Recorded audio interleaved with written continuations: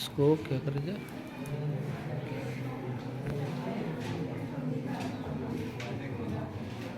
Lock किया, चालू है। ठीक, ध्यान दो, आज का क्लास बहुत महत्वपूर्ण है और इसलिए महत्वपूर्ण है कि हम लोग थोड़ा सा अव्यय और अव्यय के भाव को थोड़ा समझना जरूरी है। ठीक है, देखिए शब्द के 8 वेद, ठीक है, शब्द के 8 वेद आते हैं। देखिए एक्चुअली होता क्या है कि हम लोग देखते हैं कि कुछ लोग हमारे समाज में ऐसे होते हैं कि समय के साथ चेंजिंग लाते हैं, और कुछ लोग इतने रूढ़ हो जाते हैं कि समय के साथ चेंजिंग नहीं आता है।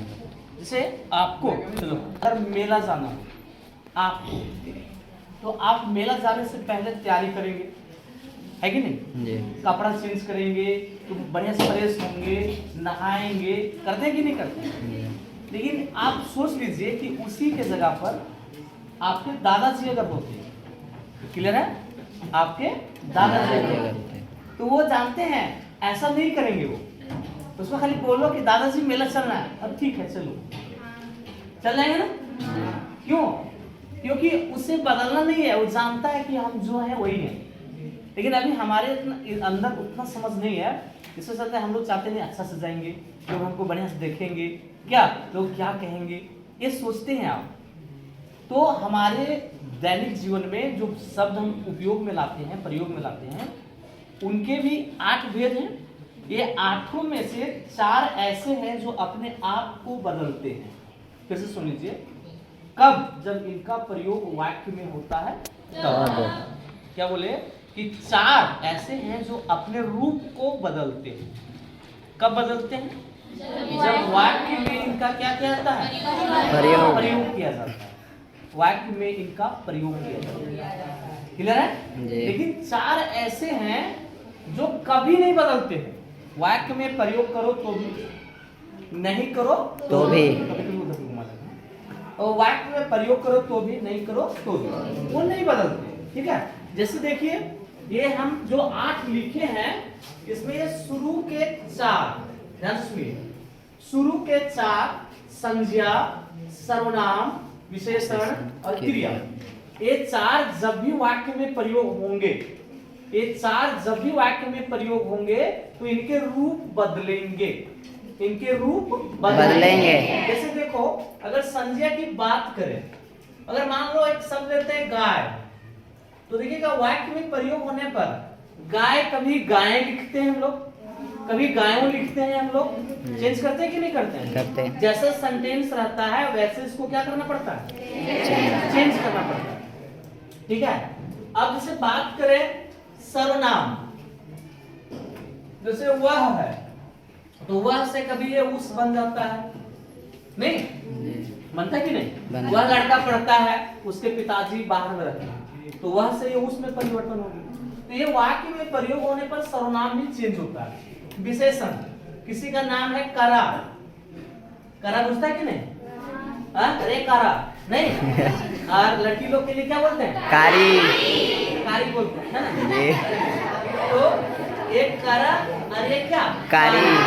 हम लोग ध्यान में ऐसा करते हैं इसको जी। क्या क्या बुरा नहीं लग रहा किसी को? तो एक करा और करा, और यहाँ हम लोग हिंदी में बोलते हैं काला, काला, और उसको उल्टा करके क्या बोलते हैं? काली। तो ये विशेषण भी क्या होता है? चेंज होता है। क्रिया, क्रिया जैसे बोले, मान लो कि चंपा पढ़ती है, ध्यान देना, चंपा पढ़ती है, तो लड़की है तो पढ़ती है, और अगर कोई लड़का का नाम लेना तो मान लो तो मोहन पढ़ता है। इसका मतलब ये चारों जब वाक्य में प्रयोग होते हैं ना, रूप को क्या करते हैं? बदलते हैं। अपना रूप को क्या करते हैं? ये बदलते हैं। क्लियर है ना? अपना रूप को बदलते हैं। और बाकी ये जो 4 बच गए, ध्यान से सुनिएगा, ये 4 अपना रूप कभी नहीं बदलते हैं। जैसे बात करते हैं इसमें क्रिया विशेषण का, जैसे कहें कि वो लड़का धीरे धीरे पढ़ता है, सुनो पहले, लड़का धीरे धीरे पढ़ता है, लड़का धीरे धीरे पढ़ता है। और अगर कोई लड़की आ जाए तो क्या बोलते हैं? लड़की धीरे धीरे नहीं, लड़की के लिए धीरे धीरे बोलते हैं क्या? नहीं, लड़की धीरे धीरे पढ़ती है, लड़का धीरे धीरे पढ़ता है, दोनों में तो धीरे धीरे वही रहा कि चेंज हुआ नहीं हुआ। चेंज नहीं ना हुआ, तो ये इसका रूप नहीं चेंज करता है। क्लियर है? फिर वैसे बात करो संबंध बोधक, जैसे बोले घर के सामने बगीचा है, ध्यान से सुनो, घर के सामने बगीचा है। ठीक है, जी। तो क्या सड़क के सामने, अगर ऐसा बोले कि सड़क के सामने गाय है, ठीक है, सड़क के सामने गाय है, तो देखिए लिंग बदलने से दोनों के लिए एक ही चीज यूज हो रहा है, के सामने यूज हो रहा है ना। इसका मतलब ये संबंध बोधक नहीं बदलता है। फिर समुच्चय बोधक की बात करें, जैसे बात करें और, ठीक है, जैसे नाम लिखे राम और श्याम, तो राम और श्याम के लिए और लगाए ना। लेकिन अगर बात करें ऐसा कि पार्वती औरी मंजू, ऐसा बोलेंगे क्या? नहीं। ऐसा लिखा हुआ देखियो, नहीं। दोनों लड़की है तो औरी बोलना है, क्या औरी बोरी नहीं बोलना है, औरी बोलना है।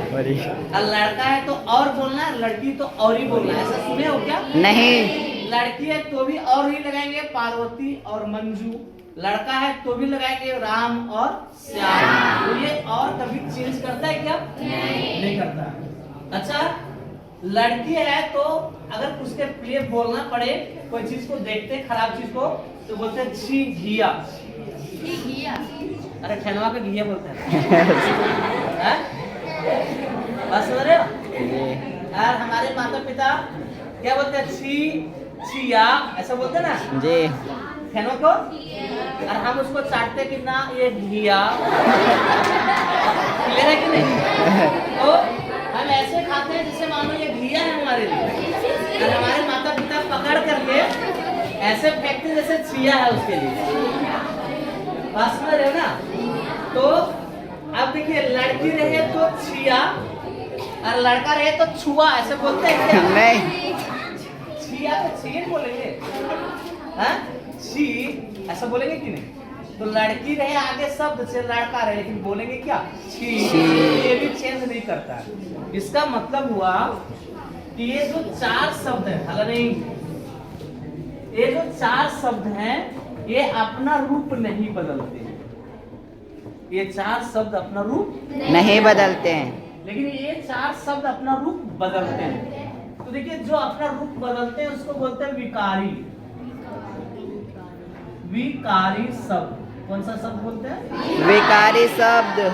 भिखारी नहीं, विकारी। ठीक है। और एक और नाम इसका लिख सकते हैं, व्यय शब्द। व्यय शब्द, ठीक है। तो जस्ट उल्टा इसका नाम हो जाएगा आ भिखारी की विकारी। विकारी। विकारी, ऐसा हो जाएगा क्या? और एक जब देखो, ये विकारी के पहले आ उपसर्ग लगेंगे, अविकारी, और बे के पहले आ उपसर्ग लगेंगे, क्या देगा? अव्यय। तो इसके दो नाम हैं, अविकारी भी कह सकते हैं और अव्यय। अब सुनिए, थकेगा तो बताना, ठीक है, चेंज करेंगे अभी। देखिए ध्यान दीजिए, अगर ये अब समझ में आ गया हो थोड़ा सा आपको, ये अव्यय क्या होता है, क्या जी। और अव्यय चार प्रकार के होते हैं, और व्यय भी कितना प्रकार के होते हैं? चार। तो आपसे कभी कोई पूछ ले कि अव्यय के कितने भेद हैं, तो चार। कौन कौन? क्रिया विशेषण, संबंध बोधक, समुच्चय बोधक, विस्मय आदि बोधक। क्लियर है? ये अव्यय के चार भेद हो गए, और व्यय यानी विकारी के भी चार भेद हो गए। इसलिए इसका नाम सीरियल से आप याद रखिएगा। क्लियर है? चार को कर लीजिएगा व्यय और चार को कर लीजिएगा क्या?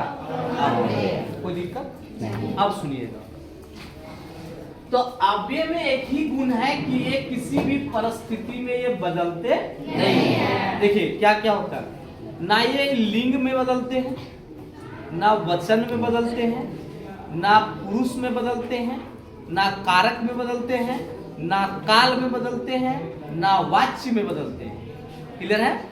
ये किसी भी दशा में नहीं बदलते, ठीक है।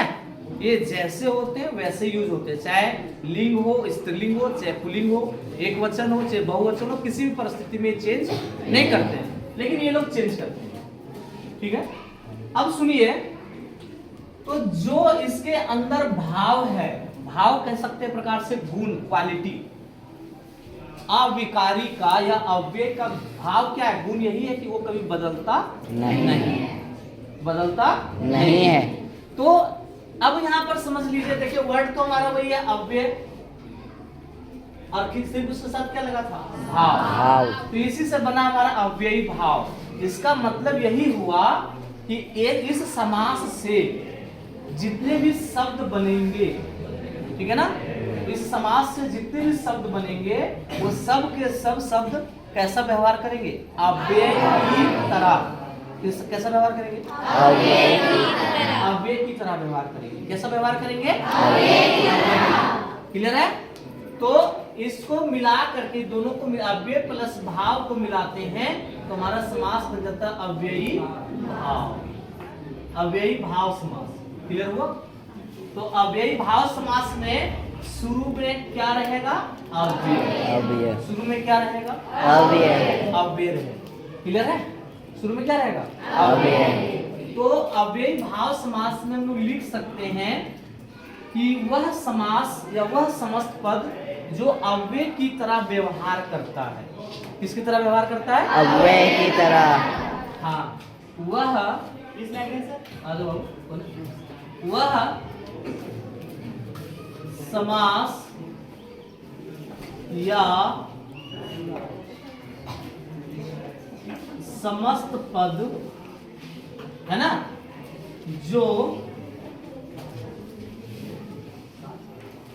अव्ययी,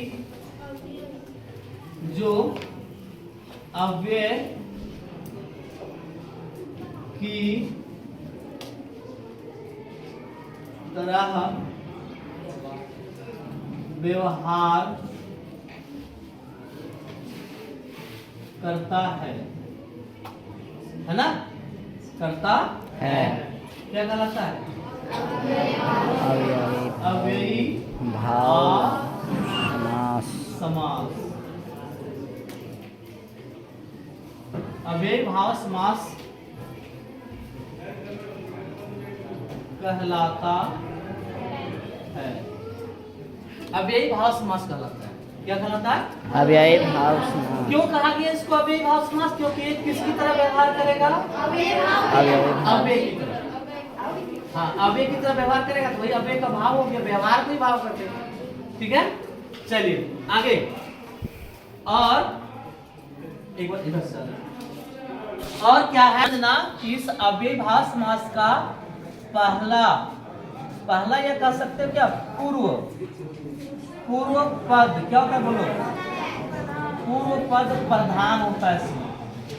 पूर्व पद प्रधान होता है। ध्यान से सुनिएगा, इसका पूर्व पद प्रधान होता है। कल बताया था इसको। आगे ध्यान से सुनिए, इसका पूर्व पद अव्यय होता है। पूर्व पद अव्यय होता है। पूर्व पद अव्यय होता है। कैसा होता है पूर्व पद? अव्यय। अच्छा, पूर्व पद में उपसर्ग भी होता है। पूर्व पद में उपसर्ग होता है। उपसर्ग होता है। पूर्व पद में उपसर्ग होता है। ठीक है ना? देखो ध्यान दो, समस्त पद क्रिया विशेषण का कार्य करता है। समस्त पद किसका काम करेगा? क्रिया विशेषण का। ये वाक्य में जल्दी प्रयोग करेंगे ना तो क्रिया विशेषण का काम करेगा। क्लियर है? जी। जैसे नहीं कहते विनय, सविनय पूर्वक कहना है कि, या सविनय कहना है कि, ऐसा बोलते हो ना? अगर ऐसे बोलते हो विनय कहना है कि, तो कैसा लगेगा? खराब लगेगा। विनय एक नाम हो जाएगा वहां, लेकिन उसमें सा उपसर्ग लगा देंगे तो क्या हो जाएगा? सविनय। सविनय कहना है कि, इसका मतलब विनय के साथ कहना है कि। तो ये क्रिया विशेषण कैसे कह रहे हो? सविनय। कैसे कह रहे हो? सविनय। तो ये क्रिया क्रिया विशेषण का कार्य करता। ठीक है, क्लियर है यहाँ तक? ध्यान दो, कभी कभी, कभी कभी, ठीक है ना, इसके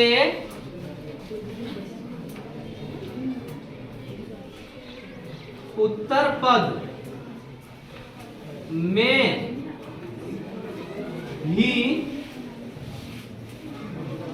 अव्यय होते हैं। देखो होता क्या है ना कि कभी कभी ये 2-4% ये अव्यय जो पूर्व पद में होते हैं ना, कभी कभी बाद में लग जाते हैं। तो वहां भी हमें क्या समझना चाहिए? अव्ययी भाव समास। ये बात करेंगे हम लोग, है ना, इस पर। ठीक है, फिलहाल इतना अगर नोट कर लेते हैं तो आपके लिए ठीक है। तो पॉज कर दो, देखते हुए ठीक, देखिएगा, आप ध्यान से सुनिए। देखो इसमें जो उपसर्ग ज्यादातर प्रयोग होंगे ना,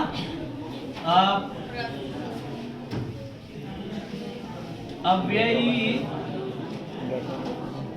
भाव समास में प्रयुक्त, अव्ययी भाव समास में प्रयुक्त, ठीक है ना, अव्यय या उपसर्ग, हाला नहीं करो, लौट रहेगा, काम देगा। देखो इसमें जो ज्यादातर लोग यूज में आता है, इसमें आता है अथा, तथा, यावत, तावत, रे वाला नहीं, आ, या, प्रति, चलो चल।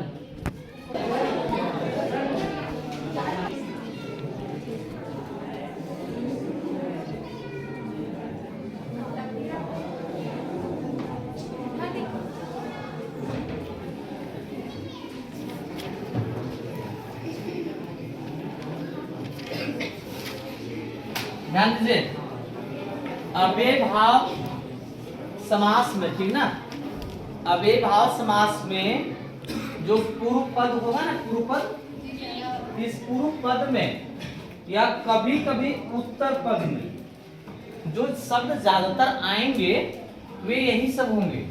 जैसे होगा यथा, तथा, यावत, तावत, आ, य, प्रति, अनु, स, पूर्वक, अनुसार, उपरांत, अर्थ इत्यादि। क्लियर है?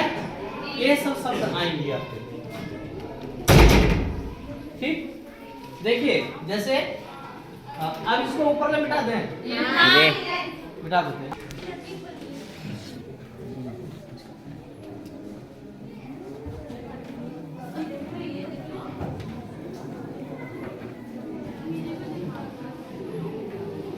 यहां पर जैसे देखो, जैसे एक शब्द है शक्ति,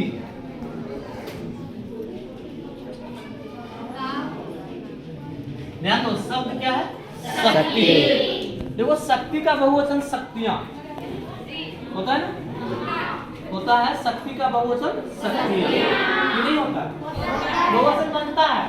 और बहुवचन बनता है इसका मतलब ये क्या है? विकारी है या विकारी? विकारी है, यानी विकारी है अर्थात तो वे वाला शब्द है कि अव्यय वाला शब्द है, वे वाला शब्द है। लेकिन ध्यान दो, इसके साथ अगर हम ये उपसर्ग, ये अव्यय लगा देते हैं यथा, तो ये बन जाएगा यथाशक्ति। क्या बन जाएगा? यथाशक्ति। और यथाशक्ति का देखिए अर्थ होता है शक्ति के अनुसार, शक्ति के अनुसार।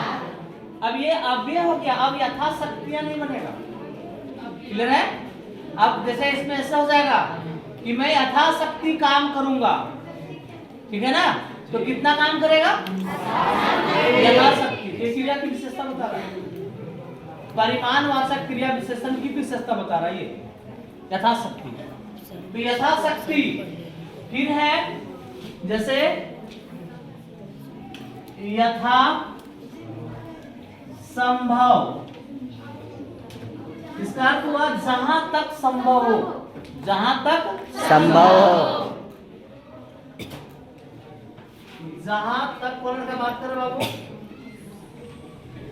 संभव हो, जहां तक संभव हो अथवा संभव काम करना चाहिए, है ना। तो ये हो गया इस तरफ से। जैसे आप देखो, ध्यान दो, आजीवन, आजीवन। और अगर इसमें लगा दें, गलती से लिख देंगे आजीवन, इसका आजीवन का अर्थ होगा बिना जीवन के। जीवन है कि नहीं? चलो, आजीवन का अर्थ होगा बिना जीवन के। आजीवन का अर्थ क्या होगा? बिना जीवन के। लेकिन ये अगर बड़ा वाला मतलब लगा दे आ, तो ये पड़ेगा आज जीवन। क्या पड़ेगा? आजीवन। आजीवन। देखिए इसका अर्थ होता है, इसका अर्थ होता है जब तक जीवन है। आजीवन का मतलब होगा जब तक जीवन है, जब तक जीवन है। जीवन है। एक जब तक जीवन है, जब तक जीवन है उसको बोलते हैं आजीवन। अब हम किसी को बोले कि हम आपकी सेवा आजीवन करूंगा या करूंगी, मैं सॉरी, हम आपकी सेवा आजीवन करेंगे, या मैं आपकी सेवा आजीवन करूंगी। तो आजीवन करूंगी इसका मतलब मैं जीवन भर करूंगी, है ना। तो ये कालवाचक क्रिया विशेषण बता रहा है, कब तक सेवा करोगे? जब तक जीवन है कि नहीं। तो कालवाचक क्रिया विशेषण का काम कर रहा है ये आजीवन। फिर ऐसे लगा सकते हैं, या भी लगा सकते हैं प्रति। जैसे बात करें प्रतिदिन, प्रतिदिन कह सकते हैं दिन दिन, दिन दिन क्या हो जाएगा? प्रतिदिन, रोज रोज, प्रतिरोज, हर रोज, है ना, ऐसे बनेगा। फिर है अनु, जैसे बात करें अनुरूप, अनुरूप इसका मतलब होगा रूप के अनुसार, रूप के अनुसार, अनुसार होगा। क्लियर है? तो यहाँ क्या देख रहे हैं? सब पहले लग रहा है। अब थोड़ा सा बाद में देखते हैं। जैसे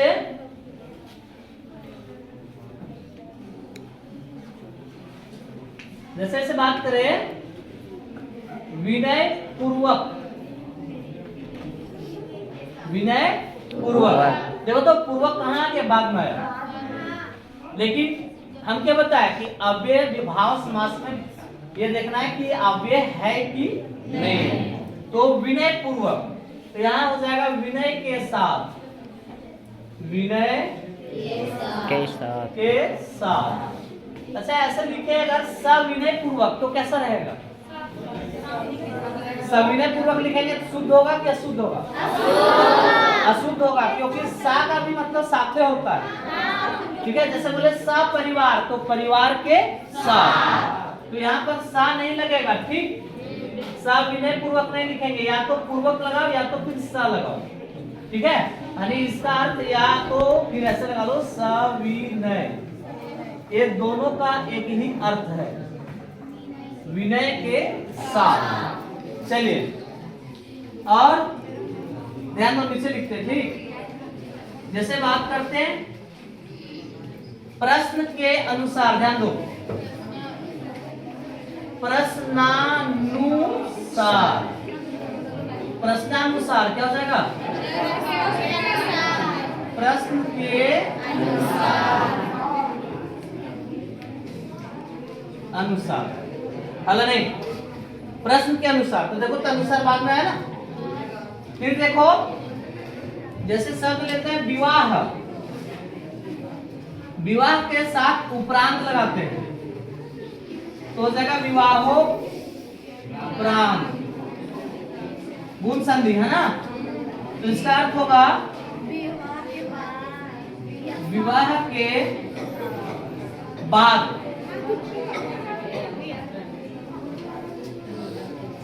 उपरांत का मतलब बाद होता है, ठीक। विवाह के उपरांत एक बहुत ही महत्वपूर्ण शब्द बता रहे हैं, बहुत काम का शब्द है, वो सीखो। ये अर्थ, जैसे देखें सेवा प्लस अर्थ, संधि करोगे बनेगा सेवार्थ। सेवार्थ। ठीक है, अर्थ आया ना लास्ट में, तो सेवार्थ और लास्ट में अर्थ आया। इसका अर्थ होगा सेवा के लिए, यानी अर्थ का अर्थ होता है यहाँ पर के लिए। अर्थ का अर्थ क्या होता है? के लिए। सेवार्थ। फिर बोले कार्यार्थ। कार्यार्थ क्या हो जाएगा, बोलो? कार्य के लिए। क्या हो जाएगा? कार्य के लिए। कार्य के लिए। फिर हम बात करें, शब्द ले लेते हैं, देखो तुम लोग बताना। लाभार्थ, लाभ के लिए। लाभ के लिए। ये शब्द आपको परेशान करते, अगर ये ऐसा पता नहीं क्या अर्थ लिखा हुआ है, इसका मतलब के लिए होता है, ठीक है जी। तो इस क्लास में जो भी हमने ये महत्वपूर्ण बात बताया है, ठीक है, हमने जो भी महत्वपूर्ण बातें बताई है, उस महत्वपूर्ण बात को आप दिमाग में नोट कर लीजिएगा।